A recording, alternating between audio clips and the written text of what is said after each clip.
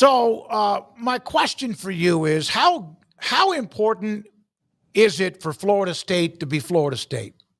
How much would that give the conference a goose? Because obviously they have, my God, they've been good forever and ever. And then, of course, they just fell flat last year, the disappointing for the year before that. How much would it give that conference a boost if they could get back to that 9, 10 plus win seasons? It'd be massive. I looked at their schedule coming into this ACC kickoff.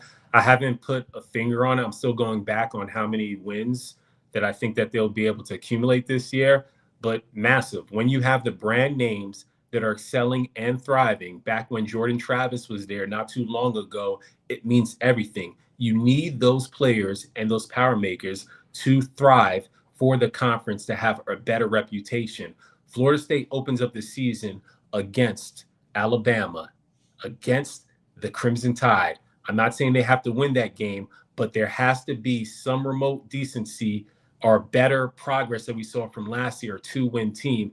I think Thomas Castellanos is going to be pretty good. Him being reunited with Gus Malzahn, I just don't think that TC's talents were used in the best way when he was at Boston College. We know that it wasn't a pretty ending, but I still want to see who are TC's top targets going to be. But he's a dual threat quarterback. When he was at his peak powers, when we saw some of those explosive games, even when they were in contention against Missouri last year, we know he's a great dual threat quarterback.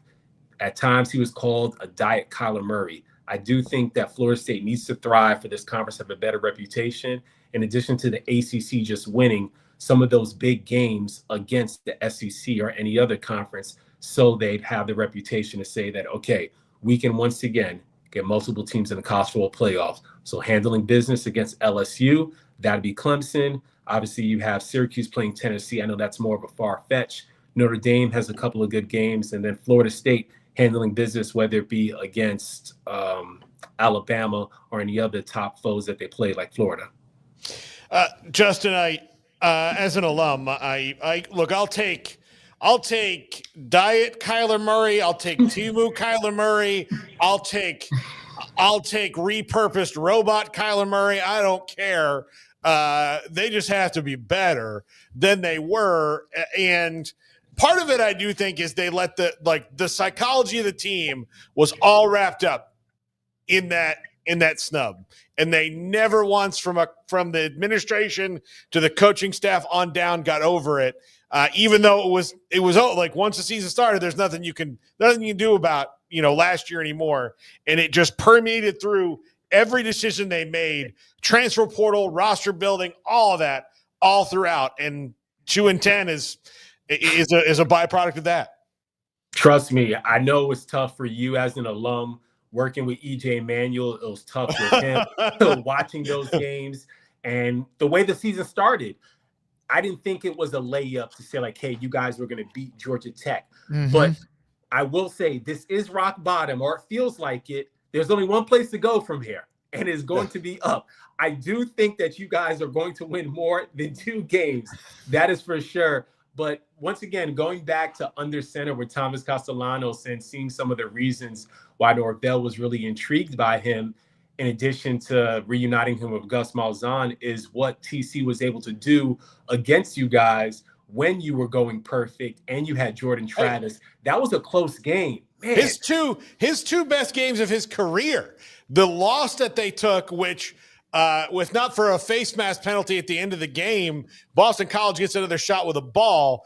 And then, of course, the second game last year where TC ran all over him. 2 best games in his career against the Seminoles. Yeah, hands down. And yes, a quarterback isn't going to be the magic wand that fixes all of the losses and the turmoil that happened last season.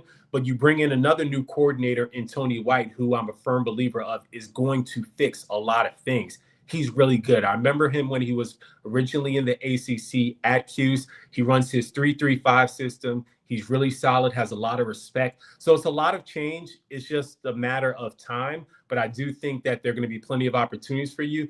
And I will say one thing.